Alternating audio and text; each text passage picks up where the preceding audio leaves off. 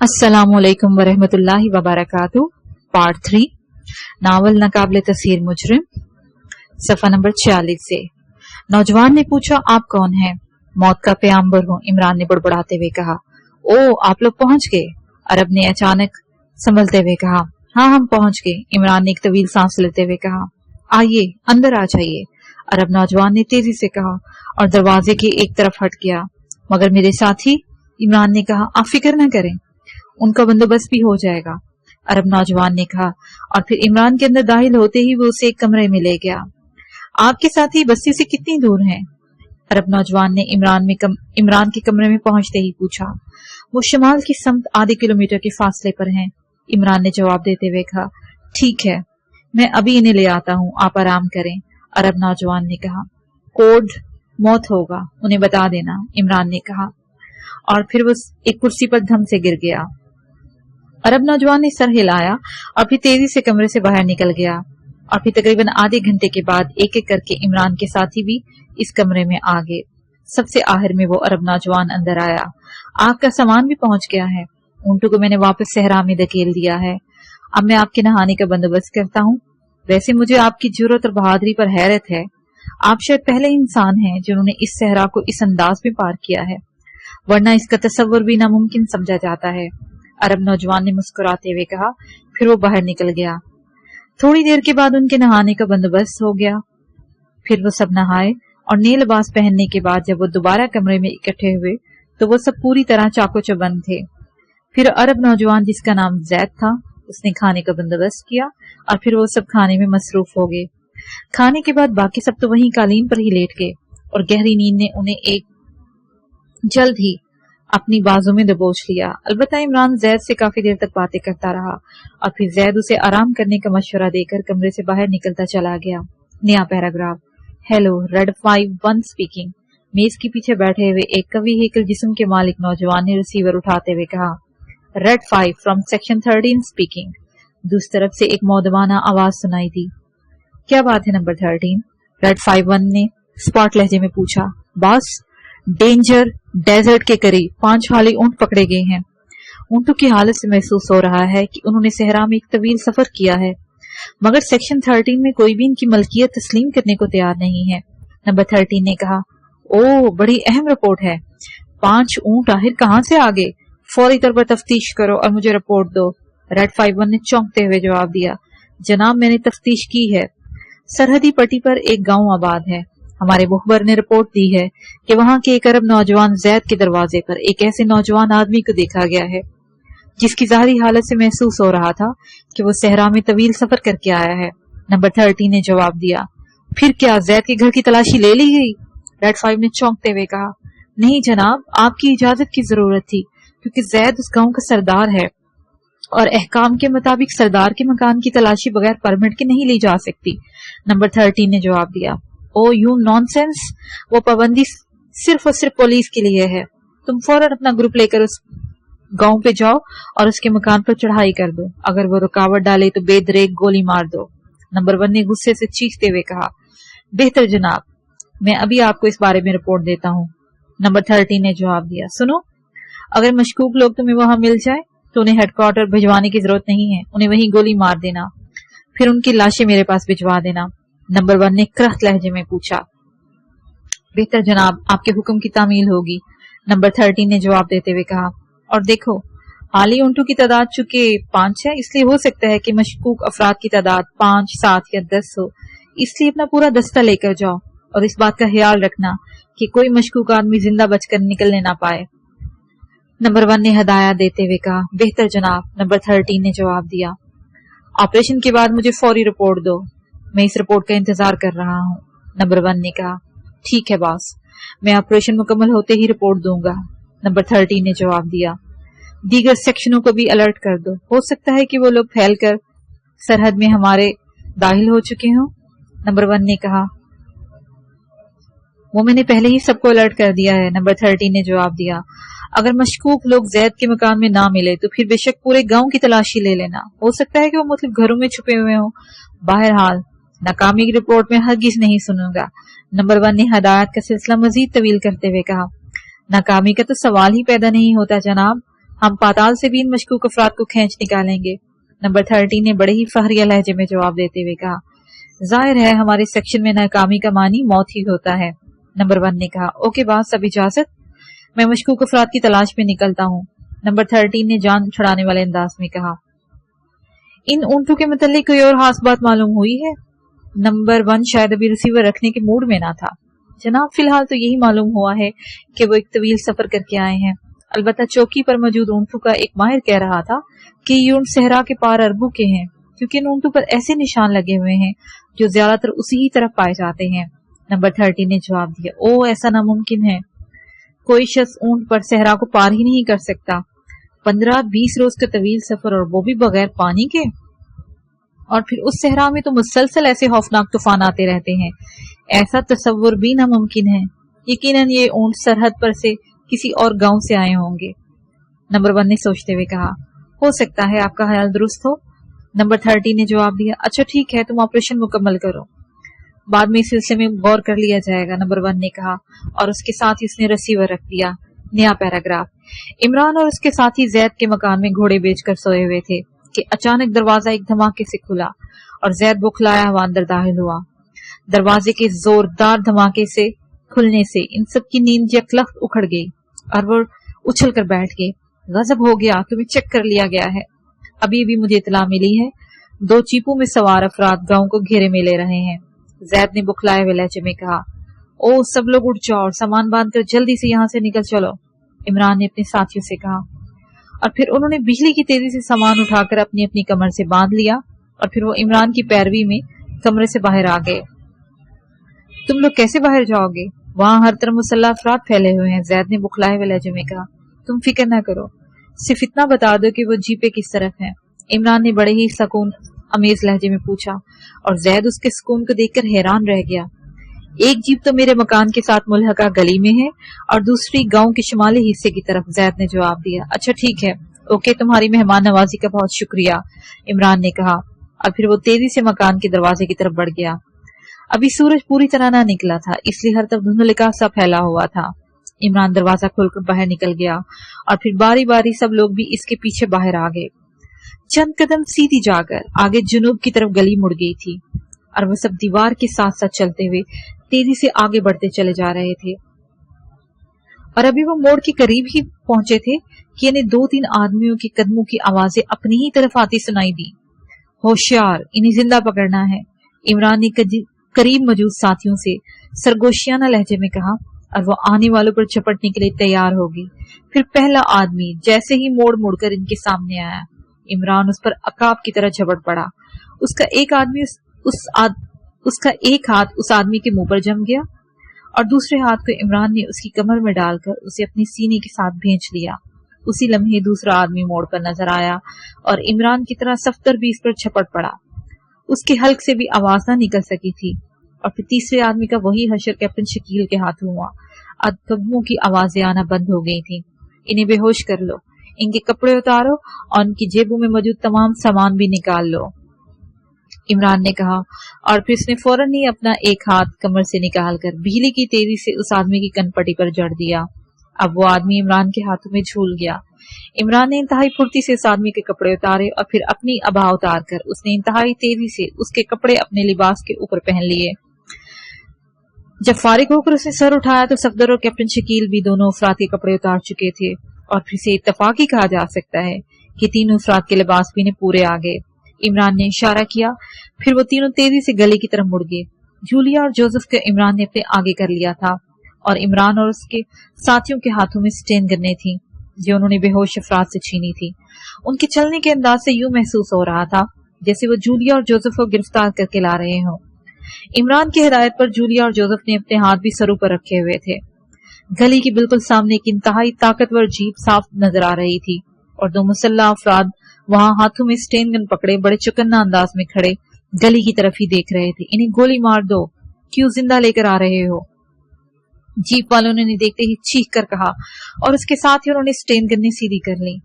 मगर दूसरे ही लम्हे इमरान के हाथों में पकड़ी हुई स्टेन गन ने शोले उगले और दोनों उछलकर वहीं ढेर हो गए। स्टेन गन के धमाकों की आवाज इस सन्नाटे में दूर दूर तक गूंज उठी। भागो, जल्दी से जीप पर कब्जा कर लो, इमरान ने कहा और फिर वो बेतहाशा भागते हुए जीप की तरफ दौड़ पड़े। जीप के करीब पड़े हुए दोनों अफराद खत्म हो चुके थे। गोलियां ठीक उनके दिलों पर लगी थीं।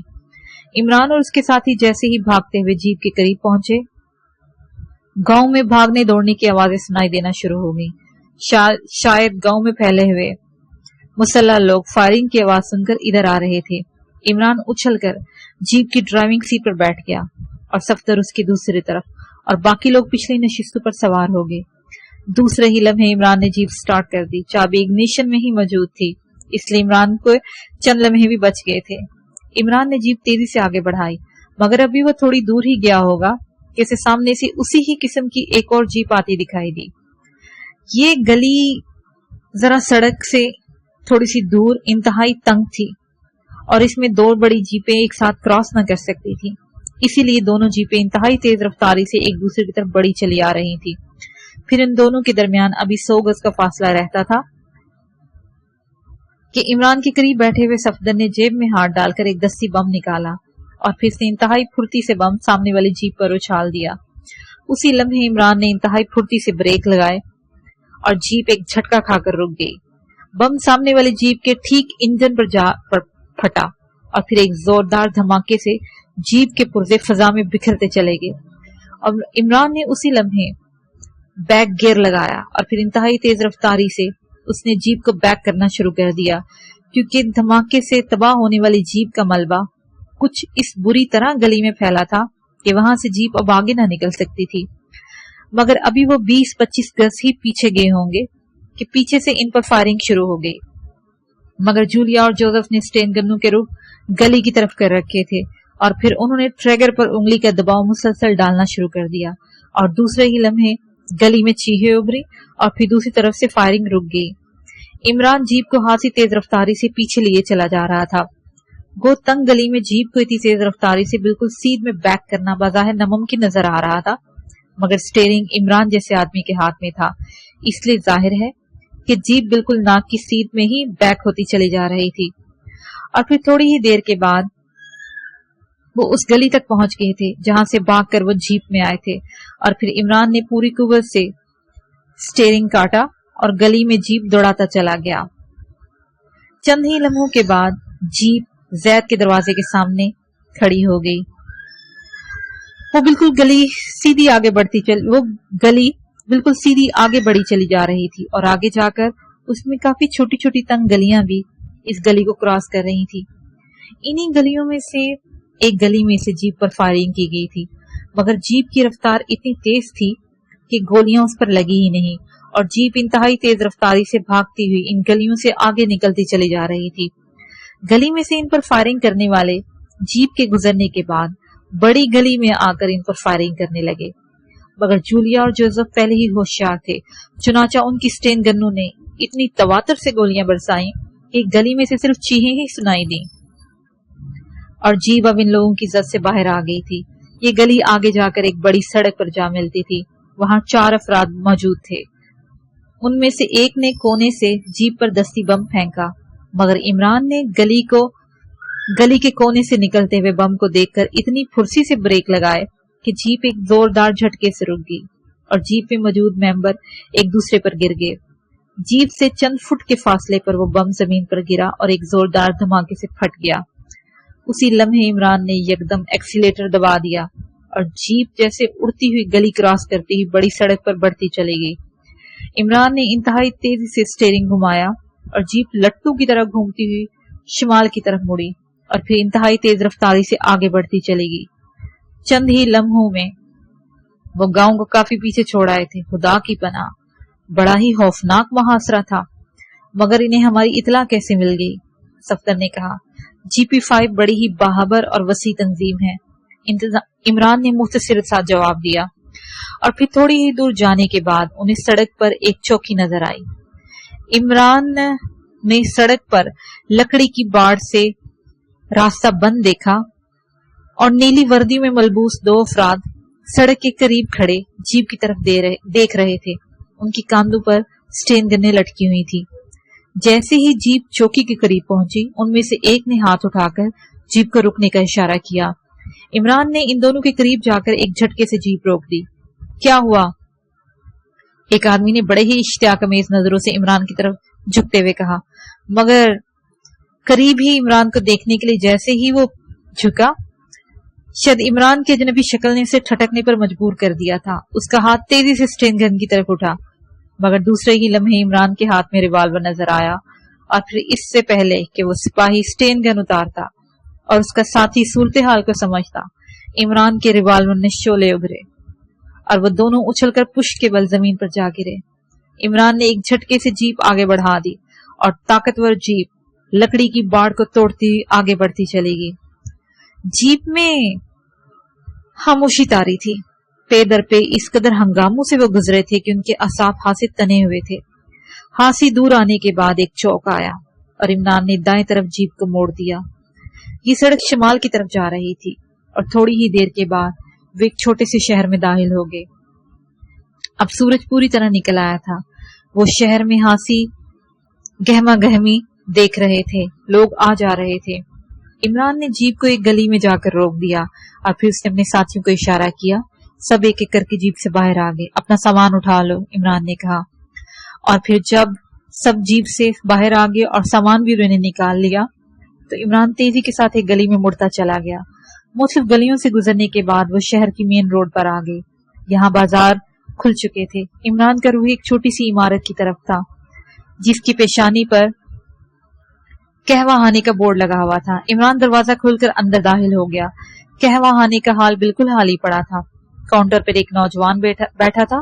اس کی آنکھوں میں ابھی تک نیند بھری ہوئی تھی کیونکہ اس کی آنکھیں ادھ کھلی تھیں۔ اس نے عمران اور اس کے ساتھیوں کو اندر آتے دیکھا تو وہ چونک پڑا۔ شاید اسے اتنی سویرے گاہکوں کے آنے کی امید نہیں تھی۔ عمران سیدھا کاؤنٹر پر پہنچا۔ تالیہ سے کہو پرنس آیا ہے، پرنس میکارڈ۔ عمران نے نوجوان سے مخاطب ہو کر قدرے سخت لہجے میں کہا۔ اوہ پرنس!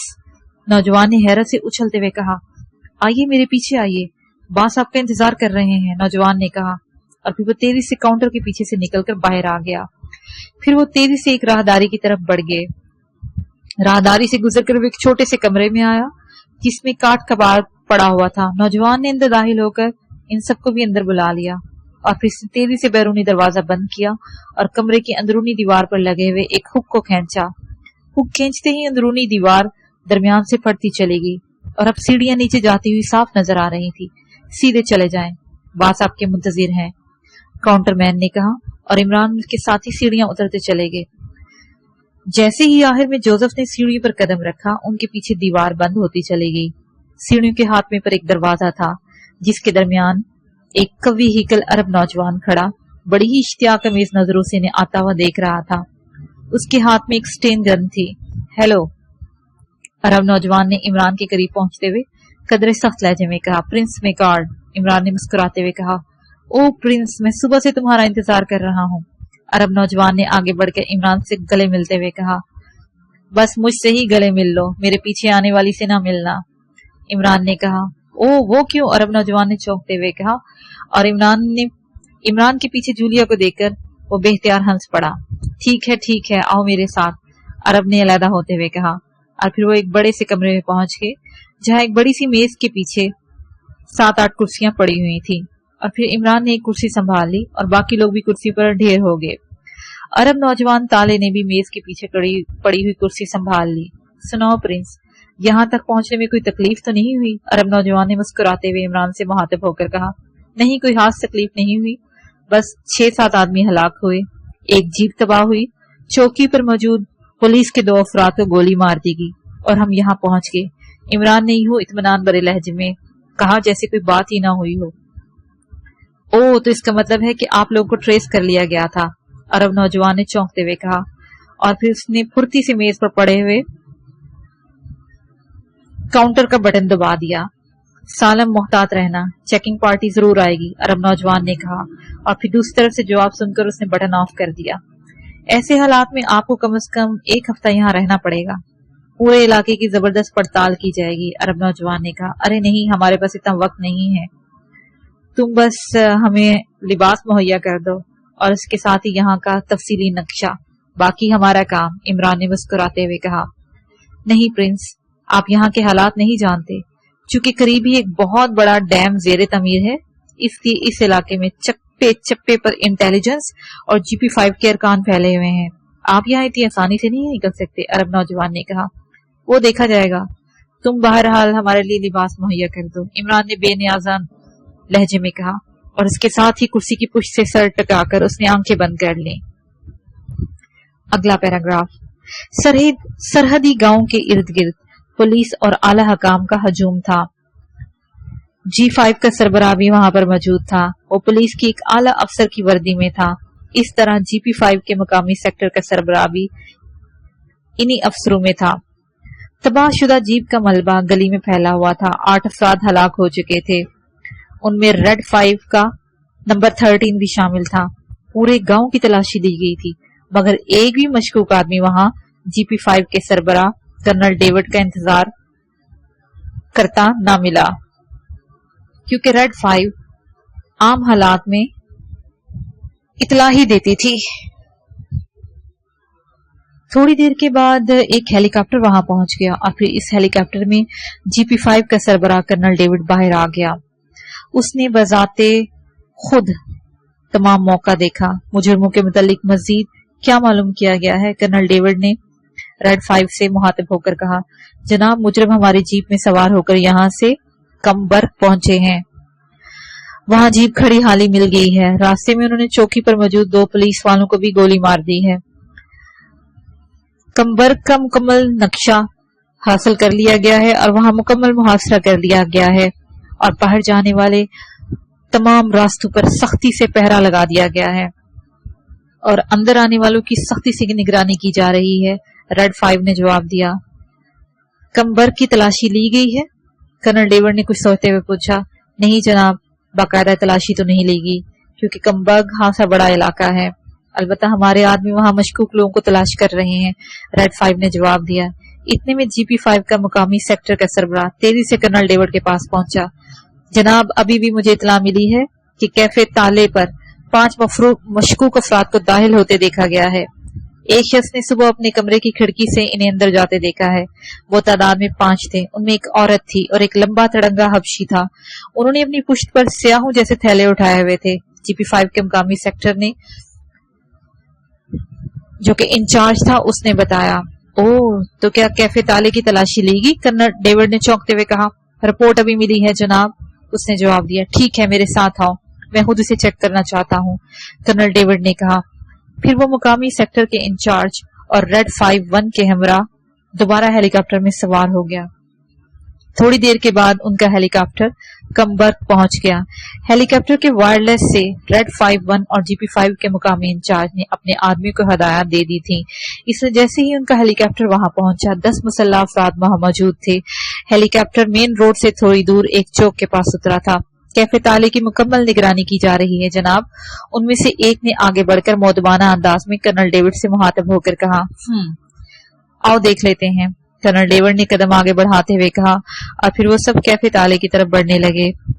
फिर सबसे पहले कर्नल डेविड कैफे का दरवाजा खोलकर अंदर दाखिल हुआ। कैफे में उसने 10-12 मुख्तलिफ आदमी पर मौजूद लोगों को देखा।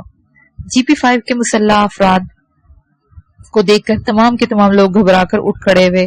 काउंटर पर मौजूद सालम भी उन्हें देख के चौंक पड़ा। उसने फुर्ती से मेज के किनारे पर पड़ा हुआ एक बटन दबाया।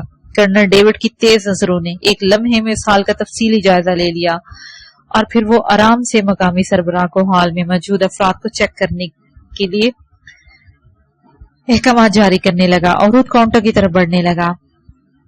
वो 5 अफराद जो सुबह सवेरे तुम्हारे कैफे में दाखिल हुए हैं, कहाँ हैं? कर्नल डेविड ने इंतहाई सख्त लहजे में सालम से मुहातिब होते हुए कहा। 5 अफराद? जी हाँ, वो 5 ही थे और मुंह अंधेरे कैफे में आए थे। फिर वो नाश्ता करने के बाद वापस चले गए थे। सालम ने बड़े एतमाद भरे लहजे में जवाब दिया। नहीं, वो बाहर नहीं गए, यहाँ मौजूद हैं। जल्दी बताओ कि वो कहाँ हैं। तुम जानते हो कि GP5 के सामने झूठ बोलने वाले हमेशा ही सारे में रहते हैं, कर्नल डेविड ने इंतहाई करख्त लहजे में जवाब दिया। जनाब, मैं सच कह रहा हूँ। वो 5 अफराद, जिनमें एक औरत, एक हबशी और 3 नौजवान थे, यहाँ आए जरूर थे, मगर आधे घंटे के बाद वापस चले गए थे। जनाब, मुझे झूठ बोलने की क्या जरूरत है? सालिम ने इंतहाई एतमाद भरे लहजे में कर्नल डेविड की आंखों में आंखें डालते हुए कहा। कर्नल डेविड चंद लम्हे सालिम की आंखों में देखता रहा, फिर मुसल्लह अफराद की तरफ मुड़ते हुए उसने हुक्म दिया, इस कैफे की मुकम्मल तलाशी लो।